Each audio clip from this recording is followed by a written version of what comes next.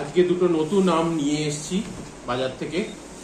প্রথম আমটা এরকম সবুজ রকমের দেখতে, এর নাম আমাকে দোকানদার বলেছিল সিরি। সিরি পরে দেখলাম এটার নাম, এটাকে বলে বানিশান বা বানেশান। সাউথ ইন্ডিয়াতেই এটাকে ইয়ে করা হয়, কাল্টিভেট করা হয়।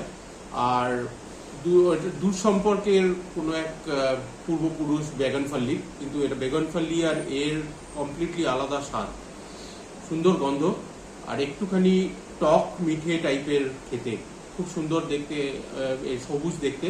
এই আমগুলো পাকা অবস্থাতেও সবুজ রঙেরই থাকে, যদি এটা হলুদ হয়ে যায় তাহলে বেশি রকমের মাত্রায় হলুদ হয়ে যাবে। তো সবুজ সবুজই নেওয়া পাড়া হয় গাছ থেকে এবং রুম টেম্পারেচারে রাখা হয় যাতে এই আমগুলো ন্যাচারালি পাকে। খুব সুন্দর আম, খেয়ে দেখার জন্য খুব সুন্দর। দ্বিতীয় যে আমটা বাজার থেকে এনেছি সেটা এরকম গোল্ডেন বা সোনালী রঙের দেখতে, এটার নাম নীল আম। এই আমগুলো জেনারেলি এই কর্ণাটক, তামিলনাড়ু, অন্ধ্রপ্রদেশ, এই সাউথ ইন্ডিয়ার এইসব জায়গায় চাষ করা হয়।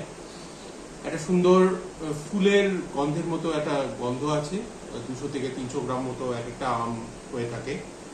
আর এইটার সাথে আজকাল অ্যালফনসো আমকেও ক্রসব্রিড করানো হচ্ছে। যদি করানো হয় তখন তার একটা সুন্দর নাম দেওয়া হয়েছে, যার নাম হচ্ছে নীলফনসো।